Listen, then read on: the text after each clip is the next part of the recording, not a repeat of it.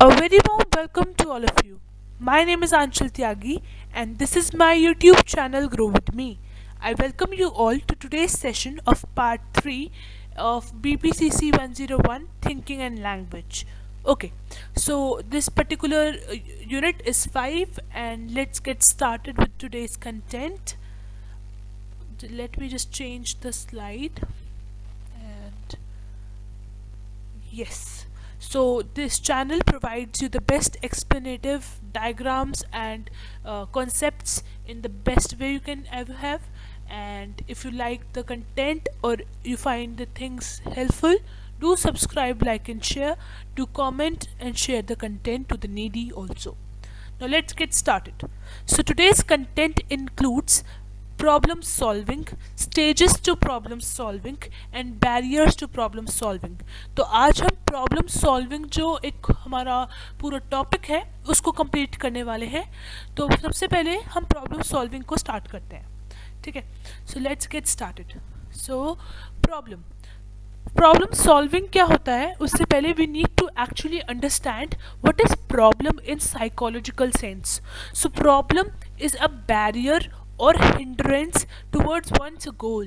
Problem वो अड़चन है या वो चीज़ है या वो एक फिनोमिना है या टास्क है जो एज अ बैरियर आपके गोल के बीच में आती है और आपको अपने टारगेट को अचीव करने से रोकती है. ठीक है, इट बेसिकली स्टॉप्स यू और it basically comes as a hindrance. ठीक है, so this is called a problem. So when we have a problem we need to solve it. So problem solving एक तरीके से एक बिहेवियर होता है of overcoming the problem और hindrance to achieve one's goal. अगर प्रॉब्लम हमारे target के बीच में आई है we need to overpower it. तो जो हमारा बिहेवियर होता है जब वही एक्शन हम करने लग जाते हैं, हम अपने प्रॉब्लम को सॉल्व करते हैं, अपने टारगेट तक रीच करते हैं, तो वो हमारे बिहेवियर में चीज़ें एक तरीके से इन्वॉल्व होने लग जाती हैं. It develops into a behaviour of problem solving. So this is known as problem solving. Problem solving मतलब अपने प्रॉब्लम्स को ओवरपावर करना using any of the strategy और मीन्स और steps stages you are basically undergoing for it. तो किसी भी problem को सॉल्व करने के लिए we need to undergo 7 steps. So the very basic 7 steps to basically overpower a problem or the problem solving cycle is over here. The very first thing that you should see is problem identification. जब आपको problem है, आप goal achieve कर नहीं पा रहे, तो आपको पहले आइडेंटिफाई करना पड़ेगा कि what's the main hindrance I am facing. So you need to identify the problem, then you need to define a problem. Define a problem means you will assign a meaning. आप उस problem को एक meaning assign करोगे कि ये जो problem है इसको मैं इस हिसाब से, इस कॉन्टेक्स्ट से, इस एस्पेक्ट से समझने की कोशिश करता हूँ या करती हूँ. ठीक है, then we construct the strategy of a problem solving. Obviously we identified the problem, we defined it, we gave it a meaning, we associated the problem. अब बात आती है स्ट्रैटेजी कंस्ट्रक्ट करने की. We need to figure out कि problem हमें पता है क्या है, we know our target, how do we need to go, what is the planning, what is the strategy. Okay, so after making a strategy, after constructing it, you have to organize the information about problem. आपको जो भी problem के बारे में information मिली है आपको उसको organise करना है. जब आपको प्रॉब्लम के बारे में इंफॉर्मेशन मिलने लग जाएगी तो आपको ये भी समझ में आने लग जाएगा how you will over power it. जब आपको इन्फॉर्मेशन मिल गई, आपने ऑर्गेनाइज कर ली, अब आपके पास जो रिसोर्सेज हैं, जो आपके पास वेपन्स हैं अपने पावर को, अपने प्रॉब्लम को सॉल्व करने के लिए आपके पास जो रिसोर्सेज हैं आप उनको एलोकेट करोगे, आप उनको जुडिशियसली यूज़ करोगे. उनको यूज़ करने के लिए आप उनको एक तरीके से एक ऑर्डर में लगाओगे कि I will be using this particular thing of mind और this strategy at this particular point. तो एलोकेशन मतलब कि एक तरीके से सब अपने रिसोर्सेज को तैयार कर देना. देन बेसिकली आप उसको अपना यहाँ पे प्रॉब्लम सॉल्विंग करने लग जाओगे. Then you will be monitoring the problem solving behaviour कि जो आप प्रॉब्लम सॉल्विंग स्ट्रैटेजी अप्लाई कर रहे हो, रिसोर्सेज को यूज़ कर रहे हो, आपने जो भी ऑर्गेनाइजेशन करी वो असलियत में मॉनिटर कर रहे हो कि आप एक तरीके से देखते हो the process is going properly और नॉट, क्योंकि ये वाले जो स्टेप्स हैं इसमें बेसिकली आप उस पर्टिकुलर प्रॉब्लम को सॉल्व करने की कोशिश कर रहे हो, you are actually on the action. ठीक है, अब बात आती है लास्ट, जब आप प्रॉब्लम के ऊपर अपनी स्ट्रैटेजी लगा चुके हो, रिसोर्सेज को सब कुछ हो गया है, now you will B evaluating. अब आप सोचोगे, समझोगे, इवैल्यूएट करोगे कि आपकी जो प्रॉब्लम थी वो सॉल्व हुई कि नहीं, या अभी भी दोबारा अभी भी कोई और प्रॉब्लम है, या वो प्रॉब्लम उस हिसाब से नहीं है जिस हिसाब से आपने सोची थी। तो ये जो साइकिल है ना, ये चलता रहता है, it goes on, it moves on, it will not stop. Okay, problem जब तक पूरी तरीके से सॉल्व नहीं हो जाएगी, the cycle will not stop. So अब हम देखेंगे इन्हीं स्टेप्स को अपने टर्म्स के हिसाब से, क्योंकि साइकोलॉजी के अंदर आपको टर्म्स देनी पड़ती है, you need to give the content. ठीक है, आंसर में आपको कंटेंट देना पड़ेगा। तो अब उसके लिए हम देखते हैं हम कैसे लिख सकते हैं। सो प्रॉब्लम आइडेंटिफिकेशन स्टेप के अंदर हम देखेंगे, सो एक तरीके से we will precondition of problem solving. One tends to understand whether the stimuli is a problem और नॉट। बेसिकली आप इसमें ये समझने की कोशिश करते हो कि आपकी जो सराउंडिंग है, आपकी सराउंडिंग में जो स्टिमुलाई है वो प्रॉब्लम है भी या नहीं। The thing which is basically in the process of your completing a task, आप ये देखोगे वो एक्सटर्नल स्टिमुलाई जो है, ये जो एक्सटर्नल फैक्टर है वो आपके लिए प्रॉब्लम है कि नहीं। when you will identify कि yes this is the problem for my task to be completed, this is a problem for me, you will define it। basically आप उस particular problem का nature समझोगे, scope देखोगे, ठीक है, मीनिंग उसको एक आइडेंटिफाई करने के बाद उसको एक मीनिंग दे दोगे, and you will assign a meaning. Third जो होता है स्ट्रैटेजी फॉर्मुलेशन होता है, इसके अंदर आप पॉसिबल सॉल्यूशन ढूंढते हो, आप एक्सप्लोर करते हो कि क्या क्या सॉल्यूशंस हो सकते हैं इस पर्टिकुलर प्रॉब्लम को टैकल अप करने के लिए। ठीक है, so let's move to our next step which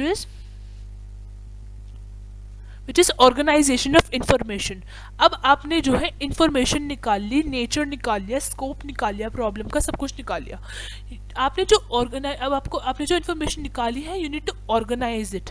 collection and arrangement of information about problem and its possible solution. जो आपने सोल्यूशन ढूंढा है वो, और जो प्रॉब्लम के बारे में आपने सारी इंफॉर्मेशन निकाली है, अब आप उसको कलेक्ट कर चुके हो, अब आपको अरेंज करना है। So how do the various pieces of information in the problem fit together. So इस पर्टिकुलर स्टेप के लिए, ऑर्गेनाइजेशन ऑफ इंफॉर्मेशन के लिए, इस पर्टिकुलर स्टेप के लिए स्टर्नबर्ग ने 2012 के अंदर ये डेफिनेशन दी थी, how do the various pieces of information, जो भी इंफॉर्मेशन आपने गैदर अप करी है, ये कैसे फिट बैठती है प्रॉब्लम को सॉल्व करने के लिए। ठीक है, तो बेसिकली आप अपनी इंफॉर्मेशन को यहाँ पे अरेंज करते हो, ऑर्गेनाइज करते हो प्रॉब्लम के हिसाब से सॉल्व करने के लिए। Next comes allocation of resources. Allocation of resources मतलब कि रिसोर्सेज जो आप यूज़ करोगे अपनी प्रॉब्लम को सॉल्व करने के लिए। अब रिसोर्सेज आपका टाइम भी हो सकता है, जो आप अपनी प्रॉब्लम को सॉल्व करने के टाइम पे अपना बेसिकली आप कुछ भी सॉल्व करते हो, कोई भी टास्क करते हो, आप अपना टाइम उसमें बेसिकली डालते हो, you have to give your time. So time, your money, your asset, everything which you use as a resource, आप उसको एलोकेट करोगे, स्प्रेड आउट करोगे accordingly the strategy how to get about solving the problem और strategy को देखने के हिसाब से आप अपने रिसोर्सेज को वहाँ पे एलोकेट करोगे, और फिर अपने बेसिकली स्ट्रैटेजी पे मतलब अपने स्टार्ट कर दोगे इम्प्लीमेंट करना। Next comes monitoring.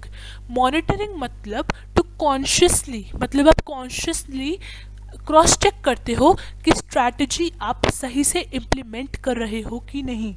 ठीक है, देन कम्स इवैल्यूएशन। इवैल्यूएशन मतलब कि अब आपका रिजल्ट आ चुका है, या तो आपने सक्सेस ले लिया है या आप फेलियर ले चुके हो प्रॉब्लम को सॉल्व करने में। सो अब यहाँ पे आप बस जज करोगे, कंपेयर करोगे कि सक्सेस मिला, you actually basically tackle the problem, और the problem still exist. So these were the basic steps. ये बहुत ही बेसिक स्टेप्स हैं, हम जनरली हर चीज़ में, हर प्रॉब्लम सॉल्विंग में यही स्टेप्स यूज़ करते हैं। ठीक है, so let's move on to our next slide. Steps हो गए, बहुत ही बेसिक से थे, एंड या अब देखो, आपने प्रॉब्लम देख ली, आपने प्रॉब्लम सॉल्विंग के स्टेप्स भी देख लिए। अब बात आती है बैरियर इन प्रॉब्लम सॉल्विंग, कि बैरियर एक तरीके से जो प्रॉब्लम सॉल्विंग में जो चीज़ है, वो जो एक आपको हिंडर कर रही है, वो होती कैसे है. सो problem solving basically overcomes hindrances.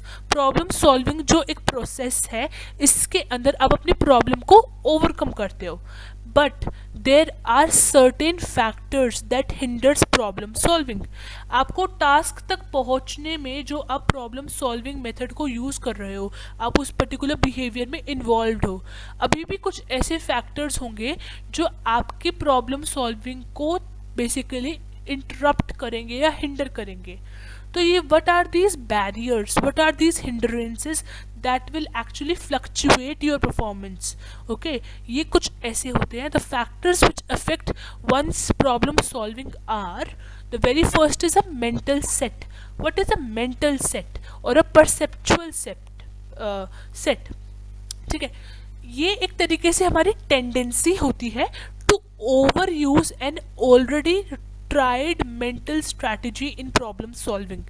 जब हमें स्ट्रैटेजी बनानी होती है तो ये ज़्यादातर देखा जाता है कि आप मेंटल सेट में ट्रैप हो जाते हो, मेंटल सेट में या परसेप्चुअल स्ट्रैट में फंस जाते हो.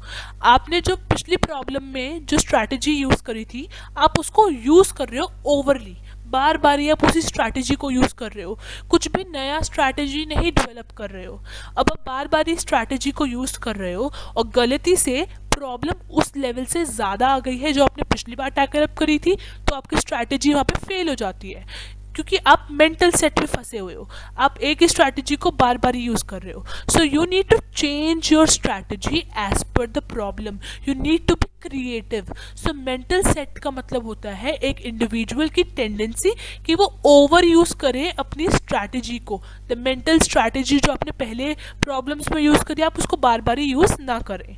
सो आपने क्या किया, आपने पहले जो स्ट्रैटेजी यूज़ करी थी, आपने बेसिकली आपके जो प्रीवियस अटेम्प्ट्स थे किसी भी प्रॉब्लम को सॉल्व करने में, उसी स्ट्रैटेजी से आप पहले सक्सेसफुल हो रह चुके हो उस स्ट्रैटेजी को यूज़ करके. ठीक है, आप पहले वाले प्रॉब्लम्स में उस स्ट्रैटेजी के साथ सक्सेसफुल रह चुके हो, आपका प्रॉब्लम सॉल्व हो गई थी. तो आप क्या सोचते हो कि यही स्ट्रैटेजी हम दोबारा से जो न्यू प्रॉब्लम्स हैं उसमें हम वही ओल्ड स्ट्रैटेजी, ओल्ड एंड और I should say over used strategy आप बार बार यूज करते हो. Over use strategy. Problem new है, उसकी डायमेंशंस न्यू होंगी, उसका नेचर अलग होगा, उसकी कैरेक्टरिस्टिक्स अलग होंगी, लेकिन आप बार बार ही अपनी वही स्ट्रैटेजी यूज़ कर रहे हो. तो एक तरीके से आपके माइंड के अंदर आपका जो मेंटल है, आपकी जो मेंटल स्ट्रेंथ है, वो एक तरीके से आपका जो माइंड है वो एक बायसनेस तैयार कर देता है. आप क्या सोचते हो कि क्योंकि पिछली बारी मैं उस पुरानी स्ट्रैटेजी को यूज़ करके मैंने अपनी प्रॉब्लम सॉल्व कर ली थी, तो ये क्योंकि आपने एक सक्सेसफुल एक्सपीरियंस ले लिया पहले, तो आप क्या सोचते हो कि अब दोबारा जो न्यू प्रॉब्लम है आप दोबारा से उसी स्ट्रैटेजी को दोबारा यूज़ कर लोगे. पर ऐसा नहीं होता और इसकी वजह से आपकी प्रॉब्लम सॉल्व नहीं होती. तो इसी को कहते हैं मेंटल सेट और परसेप्चुअल सेट. तो जब आपके पास कोई भी नॉवल प्रॉब्लम आए, नॉवल प्रॉब्लम का मतलब होता है न्यू प्रॉब्लम, जब आपके पास कोई न्यू प्रॉब्लम आए तो आपको पुरानी ट्राइड एंड टेस्टेड स्ट्रैटेजी को दोबारा से यूज़ नहीं करना, क्योंकि प्रॉब्लम न्यू है. तो आपको आपको न्यू स्ट्रैटेजी बेसिकली डेवलप करनी है. So this was basically the mental set. Now let me move to our next slide which is of.